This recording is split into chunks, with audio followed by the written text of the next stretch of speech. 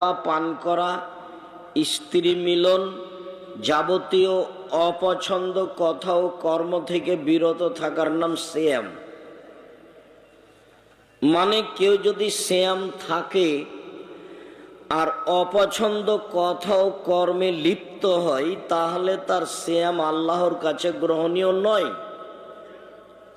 আল্লাহ রসুল সাল্লাল্লাহু আলাইহি সাল্লাম বলছেন, মাল্লাম ইয়াদা কাওলা জুরে ওয়াল আমালা বিহি, যে ব্যক্তি মিথ্যা কথা ছাড়ল না, অপছন্দ কথা কর্ম ছাড়ল না, ফালাইসা লিল্লাহি হাজা আন ইয়াদা তা'মাহু ওয়া শাহওয়াতাহু, ও খেলেই কি আর না খেলেই কি, ও প্রবৃত্তি অনুযায়ী চললেই কি আর না চললেই কি, তার সিয়াম আল্লাহর কাছে গ্রহণ হয়নি।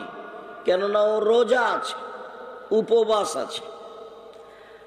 আবু হুরায়রা রাদিয়াল্লাহু তাআলা আনহু বলেন, আল্লাহর নবী বলেছেন, কাম মিন সায়েম লাইসা বিসিয়ামিহি ইল্লা যামা, ও তো শুধু না খেয়ে থাকে, পিপাসিত থাকে, ওর তো সিয়াম হয় না। কত রোজাদার আছে যার রোজা হয় না, কত সিয়াম পালনকারী আছে যার সিয়াম হয় না। অপছন্দ কথাও কর্ম ত্যাগ করে না, তখন তার সিয়াম হয় না। সিয়াম শব্দের আবিধানিক অর্থ হলো, ফজরের পরিভাষায় অর্থ হলো, ফজরের পর থেকে নিয়ে সূর্য ডুবা পর্যন্ত খাওয়া পান করা, স্ত্রী মিলন, যাবতীয় অপছন্দ কথা ও কর্ম থেকে বিরত থাকার নাম সিয়াম। স্ত্রী মিলন ঘটে গেলে তার জরিমানা খুব বেশি, মানে খুব বেশি। রমজান মাসে ফজরের পর থেকে নিয়ে সূর্য ডুবা পর্যন্ত সময়ে স্ত্রী মিলন ঘটে গেলে 60 জন মিসকিনকে 1.25 কেজি করে চাউল দিতে হবে। 60 কেজি। এর আগেরটা হলো ও 60টি রোজা থাকবে। তো এই 30 দিনই তো দুর্ঘটনা, 60 হলে আরো যে কি হবে। তো আল্লাহর বিধান এইটাই ফায়সালা। স্বামী স্ত্রীর মধ্যে রমজান মাসে এই ঘটনা ঘটে গেলে 60 দিন সিয়াম রোজা থাকতে হবে, অন্যথায় 60 জন ফকিরকে 1.25 কেজি করে চাউল দিতে হবে। চলেন, ফরজ সিয়াম। এমনিতেই ইবাদতের জগতে সবচেয়ে দামি ইবাদত হলো সিয়াম। এর তুলনায় পৃথিবীতে কোনো ইবাদত নেই। নমুনা হিসাবে একটা হাদিস রেখে গেলাম, বাকি হাদিসগুলি যাদের হাতে মিডিয়া আছে তাদের কাছ থেকে জেনে নিয়েন। সময়ের গতিতে বারবার বলেছি। উমামা বাহিলী রাদিয়াল্লাহু তাআলা আনহু বলেন, আমি একদিন আল্লাহর নবীকে বললাম, আল্লাহর নবী, মুরনি বিআমালিন, একটা আমলের কথা বলেন তো যেটা দিয়ে আমি জান্নাতে চলে যাব। তখন আল্লাহ রসুল বললেন, ও মামা, আলাইকা বিসসাম ফাইন্নাহু লা ইদলা লাহু, ও মামা তুমি সিয়াম পালন করো। ইবাদতের জগতে সিয়ামের সমপর্যায়ের কোনো ইবাদত নেই। দানও কিন্তু ইবাদত। মানুষ দান চাইলে মানুষে মনে করে যে তার প্রয়োজন, সেই জন্য চাইল।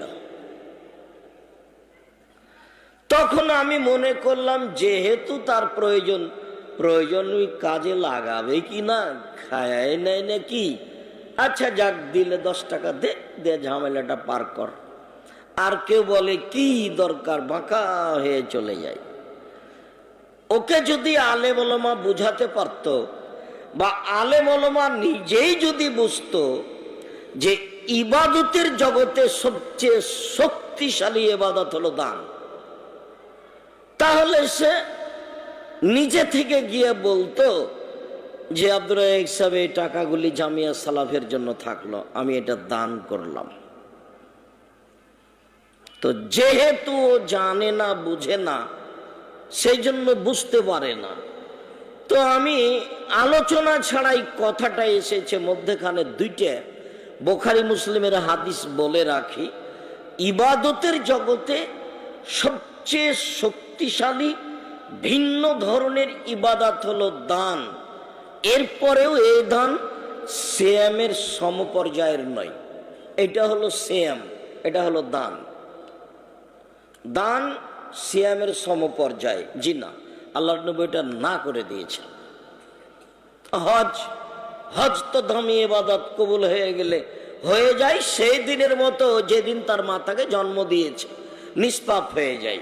তাহলে হজ সিয়ামের মতো সমপর্যায়? না না না, ইবাদতের জগতে কোনো ইবাদত নেই যেটা তার সমপর্যায়ের হতে পারে। তো আব্দুর রাজ্জাক সাহেব, আপনি যে সলাতের কথা বলেন, যে একেবারে ভিন্ন ধরনের ইবাদত হলো সলাত। ও যদি আছে বাকি ইবাদত আছে, ও যদি নেই তো বাকি ইবাদত নেই। এ কথাই ঠিক।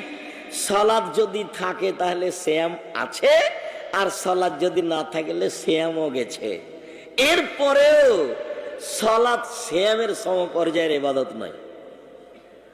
সিয়াম একটা ভিন্ন ধরনের ইবাদত, যার আসলে কোনো 2, 4, 5 নেকি নাই। ইন্না লিল্লাহি ওয়া ইন্না ইলাইহি রাজিউন। বলেন কি আপনি?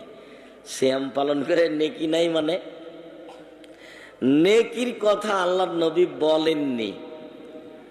আল্লাহর নবী বলছেন, মনে রেখো পৃথিবীর মানুষ, কুল্লু আমাল ইবনে আদম ইজাফুল হাসানাত বিআশরি আমসালিহা ইলা 700, আদম সন্তানের সব নেকি 1 থেকে 10 হয়, 10 থেকে 700 হয়, আরো আরো আরো।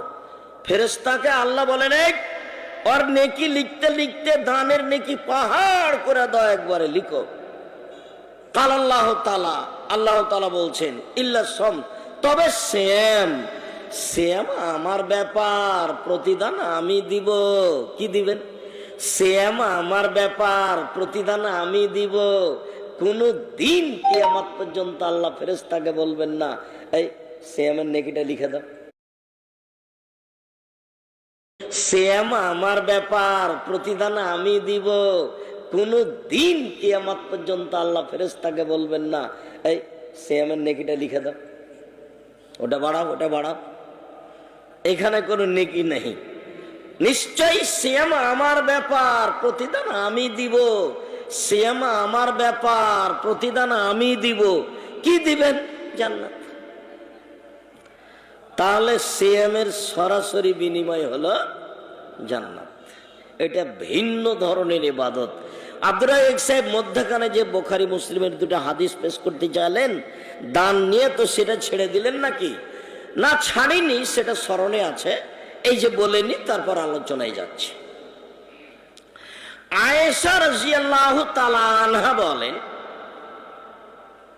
ইন্না রাজুলান কালা, একটা লোক এসে বলছে, আল্লাহর নবী, ইন্না উম্মি উফতিলাতাত ফাজুন নহলা তাকাল্লামাত তাসাদ্দাকাত, আমার মা হঠাৎ মারা গেছে। আমার মা যদি কথা বলতে পারতেন তাহলে দান করতেন। আফা উসাদ্দেকুল্লাহ আলা সাব, আমি কি আমার মায়ের নামে দান করতে পারি, যাতে তার নেকি হবে, কবরে পেয়ে যাবে, কবরের শাস্তি বন্ধ হবে? কালা নাম, হ্যাঁ, তুমি দান তোমার মায়ের নামে করো। আবু হুরায়রা রাদিয়াল্লাহু তাআলা আনহু বলেন,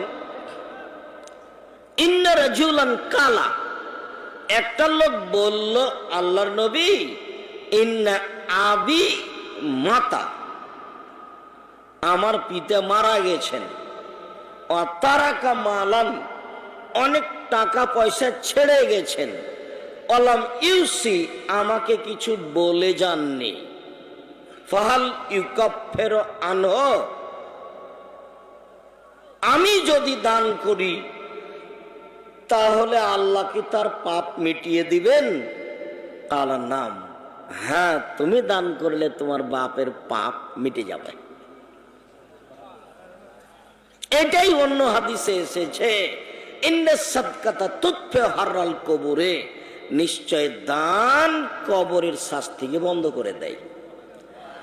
তো ইবাদতের জগতে সবচেয়ে শক্তিশালী ইবাদত হলো দান। এইটা যদি মানুষ বুঝতো তাহলে মনে করতো, যাক 10 টাকা ইনকাম করেছি, 1 টাকা দান করি। তো যেহেতু মানুষ বুঝে না, আর এটা অর্থ সম্পদের ব্যাপার, যার কারণে মানুষ নিয়মিত দান করতে পারে না। আলেম ওলামা ছেঁচড়া ছেঁচড়ি করে চাপ দিয়ে কত অনুরোধ করলে, তাও স্টেজে তুলে চাপ দিলে নাকি তখন বলে 5,000, না না 10,000, 10,000 তো 10, এভাবে মানুষ দান করছে, মানুষও দিচ্ছে। তবে এমনিতেই মানুষ দান করে, মানুষকে আমি অত দুর্বল ভাবি না। কেননা এই দেশের সর্ববৃহৎ প্রতিষ্ঠান হলো জামিয়া সালাফিয়া। সর্ববৃহৎ, ছাত্রতে, শিক্ষকে, আয়াতনে, এতিমে ছাত্র হলো 5,000 ছাত্র, শিক্ষক হলেন 300 জন। মদিনা বিশ্ববিদ্যালয়ের ডক্টর এখন আপনাদের শিক্ষক জামিয়া সালাফিয়ার, আবার ইন্ডিয়ান শিক্ষক, বাংলাদেশের শিক্ষক 300 জন শিক্ষক শিক্ষিকা, আর ইয়াতিম হলো 410 জন, খালি ইয়াতিম। তো আমিও আপনাদেরকে প্রতিষ্ঠান ভালো করে চালাতে বলছি। 2টা 3টে 4টে 5টা যখন ছেলের মাথায় পাগড়ি দিই, তখন আমি মনে করি ভালো, আলহামদুলিল্লাহ, আল্লাহ কবুল করো। জামিয়া সালাফিয়ার ছেলেদের, হিফজখানার ছেলেদের যদি পাগড়ি দেওয়া শুরু করি, তো একজন খালি কয়েক ঘন্টা লেগে যাবে, দিতে দিতে শেষ হবে। 25-30 জন একবারই শেষ করে যায়। একটা প্রতিষ্ঠানে যত ছাত্র আছে ততটি 1 বছরে হাফেজ হয়। 25, 30, 40, 50 জন হতে পারে 1 বছরের হাফেজ।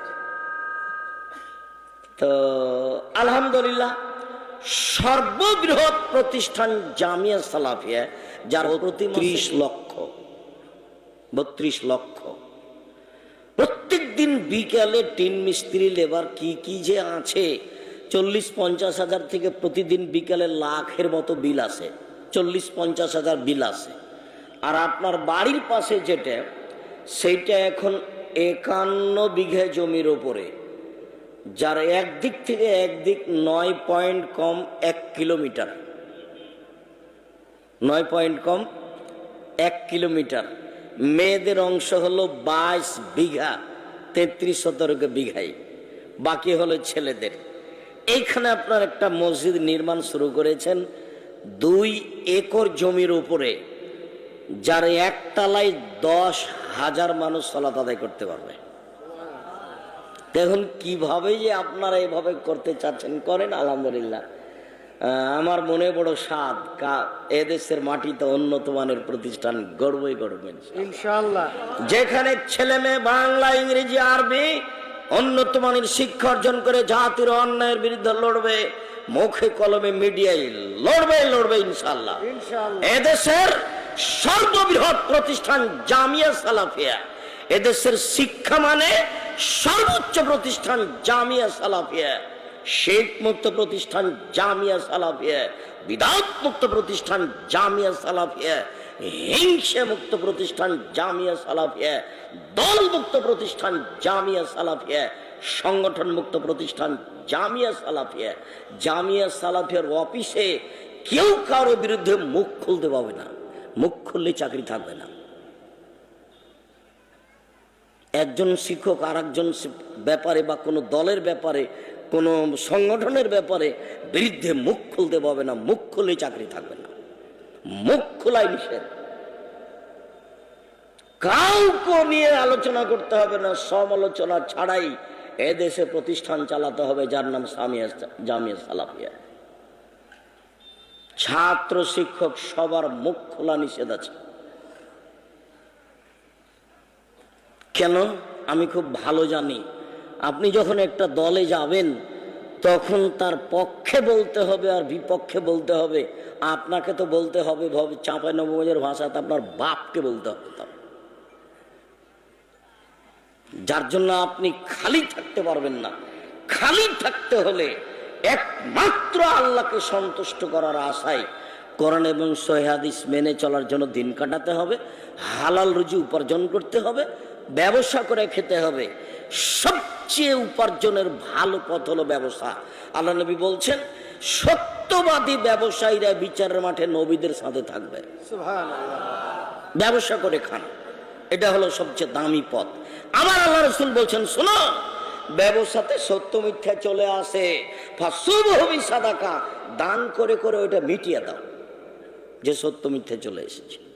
নইলে দিন মজুরি করে খাও, সারাদিন কাজ করবো, 500 টাকা পাবো, বাস টাকা নিয়ে চাউল দিয়ে ভাত রান্না করে খেয়ে ঘুমিয়ে যাবো, কোনো চিন্তা নেই। সকালে হয়ে গেছে আবার 500, পরের দিন সকালে আবার 500, শ্বশুরের কাছে কিছু নেব না। ফার্নিচার যদি নিয়ে থাকি, আগামীকাল সন্ধ্যা হতে হতে ফেরত দেবো ইনশাআল্লাহ। নিজের একটা আত্মমর্যাদা আছে। গরিব মানুষ হলে কি হবে, মানুষের বাড়িতে কাজ করে খাই, আত্মমর্যাদা নিয়ে খাই। বিকেলবেলাতে শ্বশুরকে বলি, আব্বা এই যে একটা নঙ্গি কিনেছি আপনার জন্য নেন। আপনার কাছ থেকে নঙ্গি নিতে হবে আশা আমি করি না। কই আলেম ওলামা হিসাবেও তো পারে।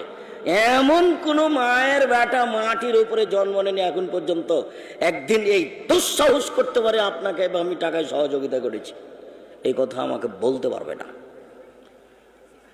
এবং কেউ আমাকে বলতে পারবে না যে আপনি একদিন পথ খরচ পাথই চেয়েছিলেন, একদিন আপনাকে টাকা দিয়েছিলাম, সেদিন আপনার মনটা একটু কেমন কেমন লাগছিল, টাকা কম ছিল সেই জন্য। আপনি কয় টাকা দিয়েছেন আমি জানি না। তো আমি চলমান ভিক্ষুক, জামিয়া সালাফিয়া আমাকে দেশের মাটিতে অন্যতম মনে করে গড়তেই হবে, গড়বই গড়বো ইনশাআল্লাহ, যে কোনো মূল্যে। এদেশের সর্ববৃহৎ প্রতিষ্ঠান যেটা কোনো দল দিয়ে চলে না সেটাই জামিয়া সালাফিয়া, যেটা কোনো সংস্থা দিয়ে চলে না সেটাই জামিয়া সালাফিয়া, যেটা কোনো বিত্তশালী দিয়ে চলে না সেটাই জামিয়া সালাফিয়া, যেটা কোনো বৈদেশিক সংস্থা দিয়ে চলে না সেটাই জামিয়া সালাফিয়া। আপনি 10 টাকা দেন, আমি 5 টাকা দিই, আরো কেউ 20 টাকা দেয়, এভাবে চলে আলহামদুলিল্লাহ।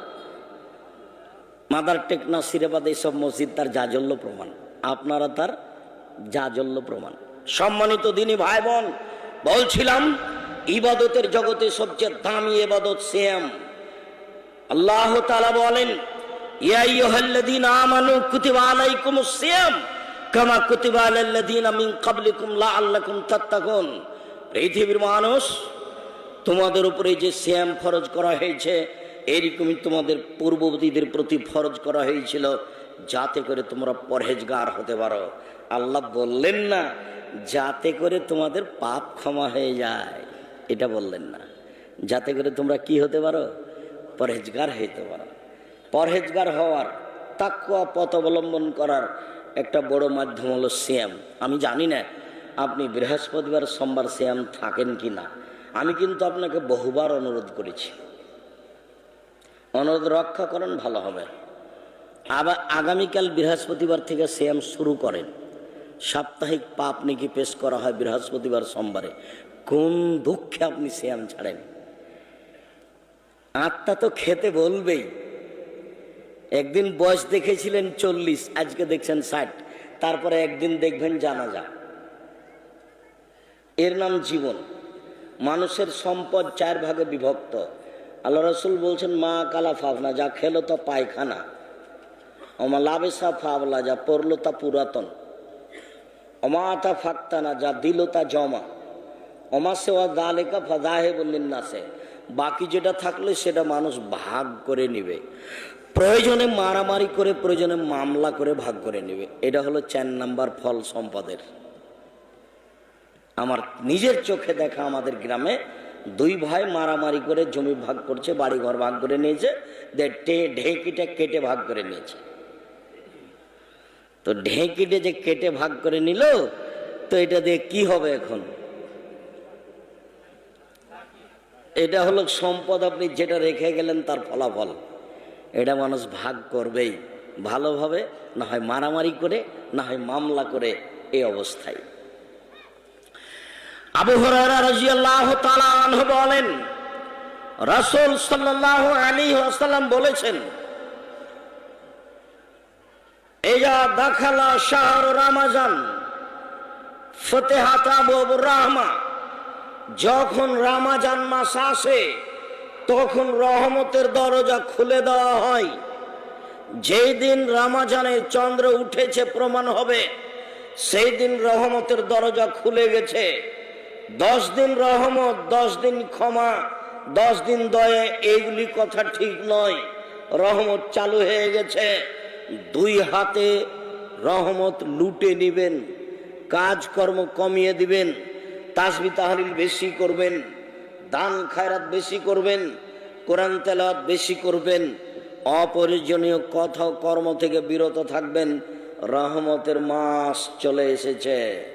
এজা দাখালা শাহর রমাজান ফতেহাত আবু রাহমা, যখন রমাজানের মাস ঢুকে যায় তখন রহমতের দরজা খুলে দেওয়া হয়।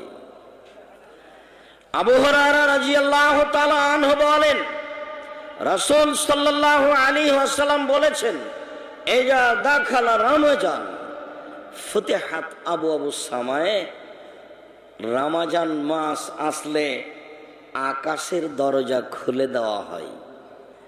মনে রাখবেন, আকাশের দরজা যখন খুলে দেওয়া হয় তখন যা বলবেন সেটাই গ্রহণ হয়, যা বলবেন সেটাই গ্রহণ হয়। আল্লাহর নবী বলছেন, এজা কানা নিসফুল লাইল, যখন অর্ধেক রাত হয়, রাত 12টা 12:30 ফতেহাত আবু সামায়ে, তখন আকাশের সব দরজা খুলে দেওয়া হয়েছে। যে যা বলে সেটাই গ্রহণ হয়ে যায়। আবার বলছেন, শোনো, এজা জালাতিস শামস, যখন একবারে দিন 12টা পার হয়, সূর্য ঢলল মাত্র, তখনই আকাশের সব দরজা খুলে দেওয়া হয়। আল্লাহর নবী তাড়াহুড়া করে 4 রাকাত সালাত আদায় করতেন। এই সময়ে যা বলবে সেটাই কবুল হয়ে যাবে। এই জন্য আল্লাহ রাসূল বলছেন, এই যে নুদি আলিস সালাহ ফতেহাত আবু সামায়ে, যখন আজান দেওয়া হয় তখন আকাশের সব দরজা খুলে দেওয়া হয়। যা বলবে সেটা মেনে নেওয়া হবে। সাল মা তুতা, চাও চাও, যা চাবে তাই দেওয়া হবে, যা চাবে তাই দাও। চাই কে? চাইবে কে? আজান দেওয়া হয়েছে, শব্দ দরজা খুলে গেছে, চাইবে কে? সবাই তো ব্যস্ত আছে, কেউ সিগারেট বিড়ি নিয়ে। কালকে আব্দুল্লাহ একটা বক্তব্য দিচ্ছিল, অনেক সময় বক্তব্য শুনে থাকি, তো বক্তব্যের শুরু থেকে নিয়ে শেষ পর্যন্ত ন্যায় পরায়ণতা, সততা, শিক্ষা, সুদ, তাতে বর্তমান যুগ এবং বানি ইসরায়েলের যুগের সমতা দেখাচ্ছে। বানি ইসরায়েলের যুগের ফেরাউন, বর্তমান যুগের যারা অপরাধী, এর সমতা সম্পন্ন দেখালো। তো আমরা আলোচনা আমি অনেক দিন শুনেছি, কিন্তু এরকম আমার বুঝে আসেনি। তো এই ছেলেগুলো যারা মিডিয়াতে ছিল তাদেরকে আমি বললাম যে, দেখো, শেখ সাহেবের বক্তব্য 71 কত সাল থেকে নিয়ে এখন পর্যন্ত চলছে, কিয়ামত পর্যন্ত চলবে। তোমরা আধুনিক মিডিয়ার ছেলেরা, তোমরা এই বক্তব্য এমনভাবে পেশ করো, পৃথিবী যতদিন বেঁচে আছে ততদিন বাংলা ভাষায় বক্তব্য চলবে। আপনি ওর হিসাব নিকাশ দেওয়া, মূল্যায়ন করা খুব দুরূহ ব্যাপার। একজন মানুষ প্রস্তুতি নিলে প্রায় 6 মাস লাগবে এই প্রস্তুতি নিতে। তো তাতে ছিল ন্যায়পরায়ণতা, তাতে ছিল সততা। সততা দেখাতে গিয়ে আমরা এমন পিছে পড়ে গেলাম, মনে হয়েছে যে এখন আর বেঁচে না থাকাই ভালো। এত সততা আর এত ন্যায়পরায়ণতা দেখালো আলোচনায়, যে আমাদের জীবনটা 16 আনায় মিছের মতো হয়ে গেল। সম্মানিত দিনী ভাই বোন, রাসূল সাল্লাল্লাহু আলাইহি সাল্লাম যা বললেন তাতে রমজান মাস আসলে আকাশের দরজা খুলে দেওয়া হয়েছে। মানে যা চাইবেন তাই হবে, যা চাইবেন সেটাই হবে, যা চাইবেন সেটাই হবে। তার নাম রমজান। আবু হুরায়রা রাদিয়াল্লাহু তাআলা আনহু, এ বাচ্চা হেঁটে বেড়াচ্ছ কেন? বসো। পাশে কোনো বাচ্চা যেন চলাচল করতে না পারে। আর আপনারা যারা দিনী বোন আছেন, অনেক গল্প করেছেন, অনেক নগ্নতা হয়ে নগ্নতা দেখিয়ে চলেন, বাড়িতে বসে দিনরাত টিভি দেখেন। এখন একটু কিছু বসেন, বসে চুপচাপ আলোচনা শোনেন। আব্দুর রাজ্জাক সাহেবকে দূর থেকে ভালোবাসেন, ওই ভালোবাসা দিয়ে হবে? আসেন, সামনাসামনি কথা শোনেন। আপনি তো মানুষ, আপনি কি নিজে পশু প্রাণী মনে করেন?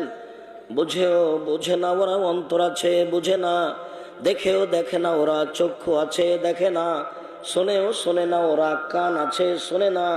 উলাইকা কালানাম, তারা পশু প্রাণীর মতো, তারা গরু ছাগলের মতো, তারা কুকুর স্ত্রীগের মতো, বালু মজাল, বরং তার চেয়ে খারাপ।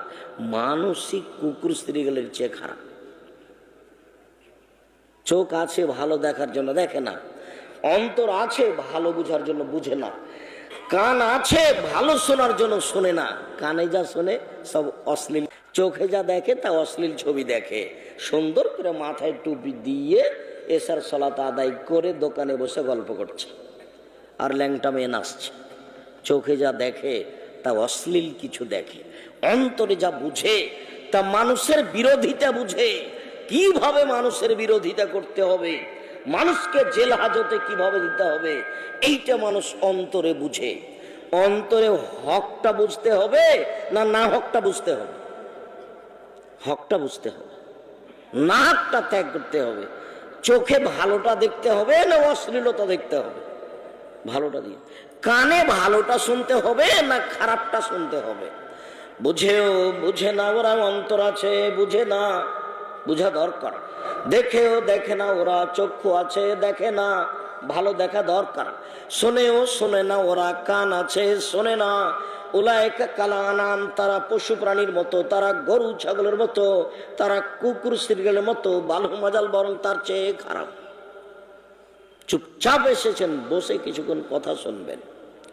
আবু হুরায়রা রাদিয়াল্লাহু তাআলা আনহু বলেন, রাসূল সাল্লাল্লাহু আলাইহি সাল্লাম বলেছেন, এজা দাখালা শাহর রমাজান গুল্লিকাত আবওয়াবু জাহান্নাম, জাহান্নামের দরজা বন্ধ করা হয়।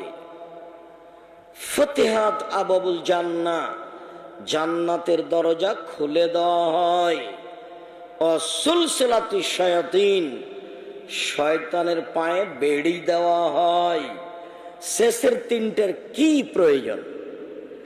জান্নাতের দরজা খুলে কি হবে? জাহান্নামের দরজা বন্ধ করে কি হবে?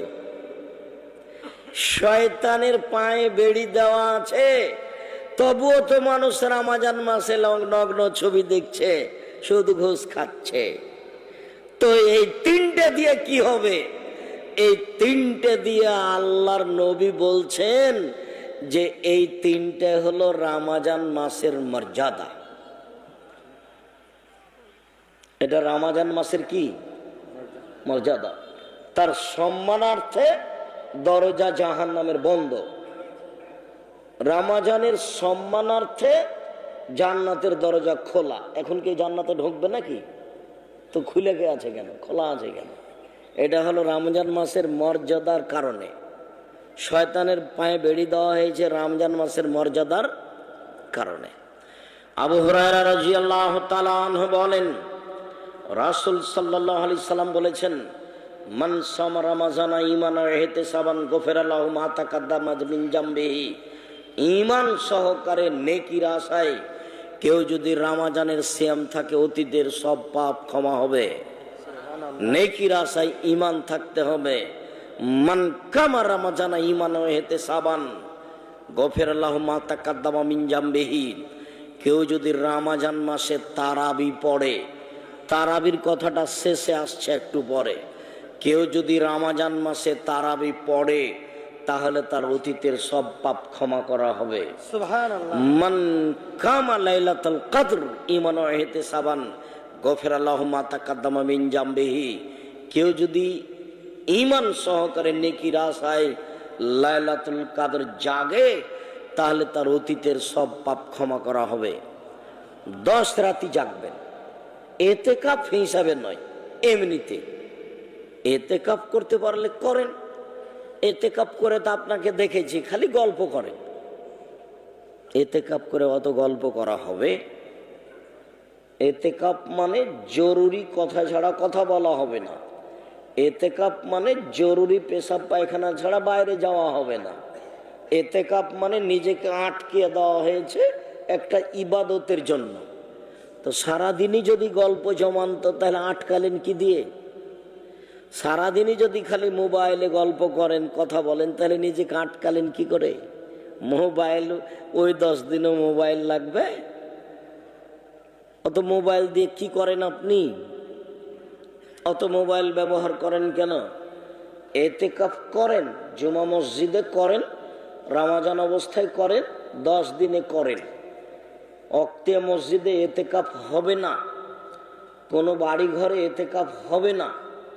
মহিলা পুরুষ সবাকে এতেকাফ করতে হবে, পারলে করবে, জুমা মসজিদে করবে, সিয়াম অবস্থায় করবে। আর যদি জায়গা না থাকে তাহলে এতেকাফ করবে না। আর মহল্লাতে একজন না করলে সবাই পাপী হবে, এই কথাটা একবারে ডাহা মিথ্যে। এতেকাফ তো কোনো জরুরি ইবাদত নয়। গ্রামবাসী করেনি তাতে কি আছে? করেনি।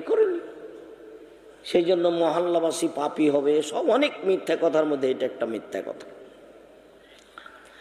আবু হুরায়রা রাদিয়াল্লাহু তাআলা আনহু বলেন, রাসূল সাল্লাল্লাহু আলাইহি সাল্লাম বলেছেন, ইজা দাখালা আউয়ালু লাইলাতিন, ইজা দাখালা আউয়ালু লাইলাতিন মিন রমাজান, যখন রমাজানের প্রথম রাত আসে, রাত দিয়ে কিন্তু রমাজান শুরু হয়, যার কারণে তারাবি আগেই, সিয়ামি চালু হয়নি, তারাবি আগে, রাত দিয়েই শুরু।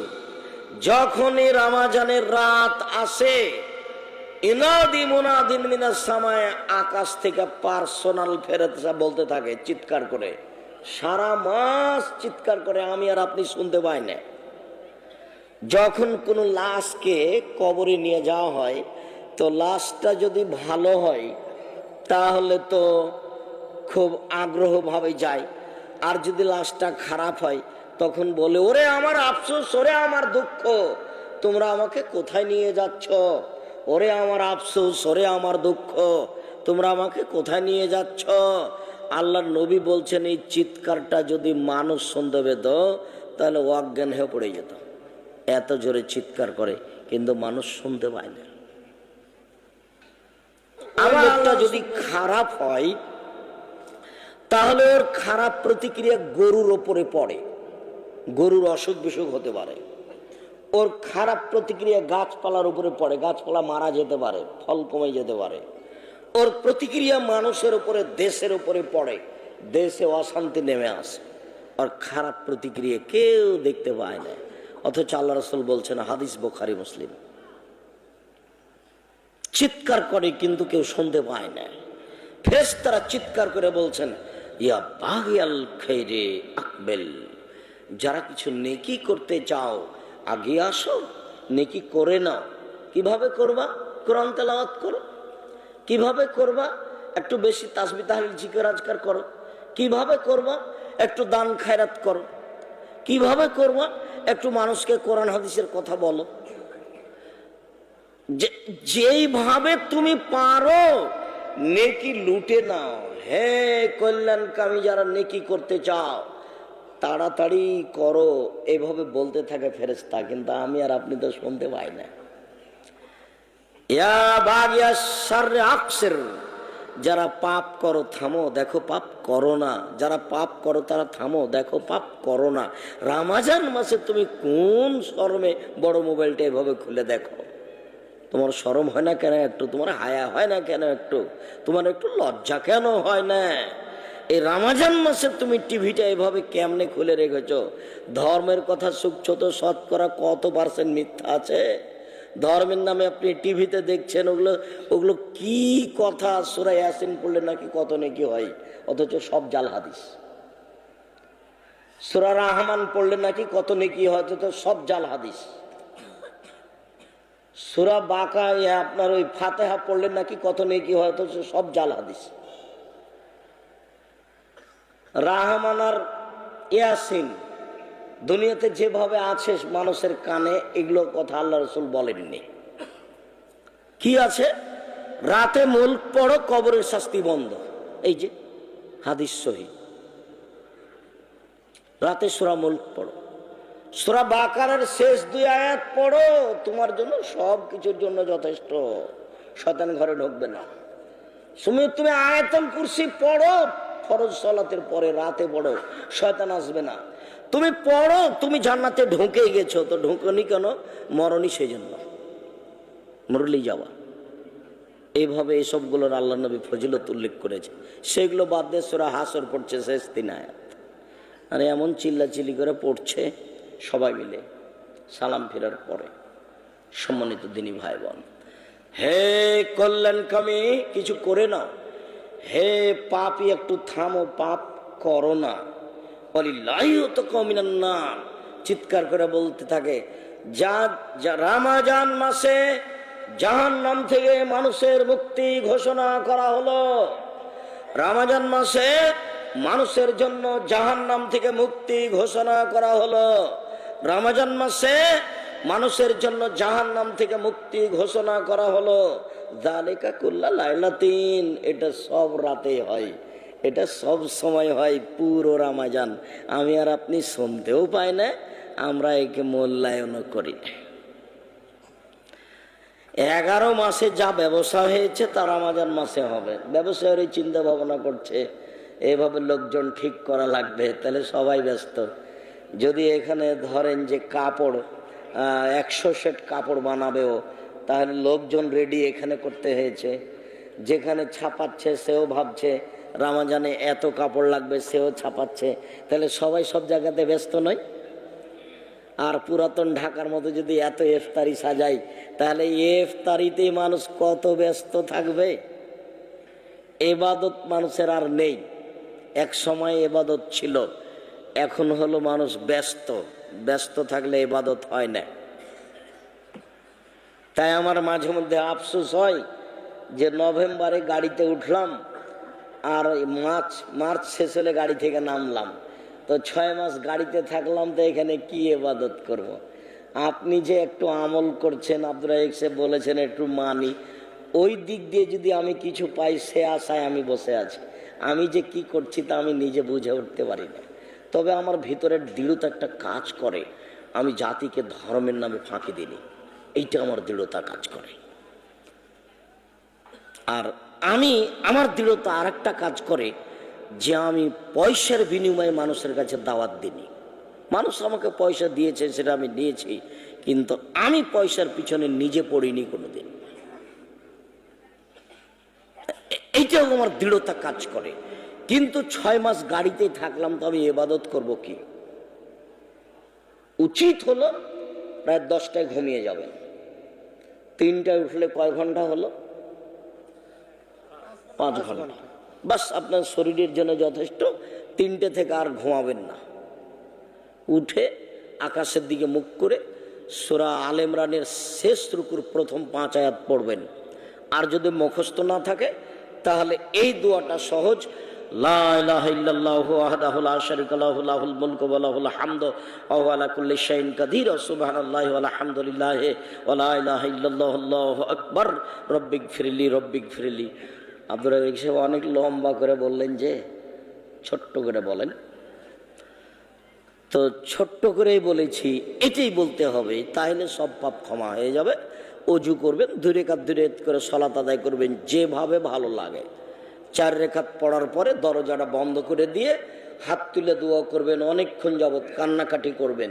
হাতটা তুলবেন একটু বেশি করে, প্রথমে ইসমে আজম পড়বেন, তারপর দুরুদ পড়বেন, তারপরে নিজের কথা বলবেন অনেকক্ষণ, হাত তুলে বলবেন, আর চোখে যেন পানি আসে এরকম চেষ্টা করতে হবে। কেন? 1 ফোঁটা চোখের পানি তার কাছে অনেক প্রিয়। 1, চাইলে তিনি খুশি হন, তাই আমি চাচ্ছি। 2, 3, হাত তুলে চাইলে ফেরত দেয় না, তাই আমি হাত তুলে বলছি। 4, ভোর রাত্রে প্রথম আকাশে নেমে আসেন, যা বলে মানুষ তাই শোনে, যা বলে মানুষ তাই শোনে, যা বলে মানুষ তাই শোনে। এই জন্য ভোর রাতে আমি বলছি, আমার ব্যবসাটা বড় করে দাও। রোজ বলবো, প্রতিদিন বলবো, প্রতিদিন বলবো, বলতে থাকবো। ব্যবসা বড়, ব্যবসা বড় হোক আর ছোট হোক। 25 বছর যাবৎ ইয়াকুব আলাইহিস সালাম ছেলে ফিরিয়ে চাইলেন, আমার ছেলে আমাকে ফিরিয়ে দাও। আমার বাকি ছেলেরা ওকে কোথায় ফেলে এসেছে, আমাকে বলছে যে আব্বা আপনি তো আমাদেরকে বিশ্বাস করবেন না, আপনার ছেলেকে আসলি বাঘে ধরে খাইয়ে নিয়েছে এইসবকে, এ দেখেন, এ দেখেন জামা রক্ত লেগে আছে, এ দেখেন, আপনি তো আমাদেরকে বিশ্বাস করবেন না। তো এইভাবে তিনি বিশ্বাস করলেন না, বললেন যে তোমরা কথা বানিয়ে নিয়েছো, কিন্তু বললেন না যে হ্যাঁ থাপ্পড় মেরে এবার গাল ফাটিয়ে দেবো, ফাইজলামি কর, এইটা বললেন না। বললেন যে তোমরা কথা বানিয়ে নিয়েছ, আল্লাহ সাহায্যকারী। তারপরে বলতে লাগলেন আমাকে ছেলে ফিরিয়ে দাও। এইভাবে বলতে বলতে 25 বছর বললেন। কতদিন? 25 বছর বললেন, তারপরে ছেলে ফেরত পেলেন। তাহলে নবী মানুষে এতদিন পরে পেলে আপনি আর আমি এত তাড়াহুড়া করছি কেন? বলতে থাকবেন।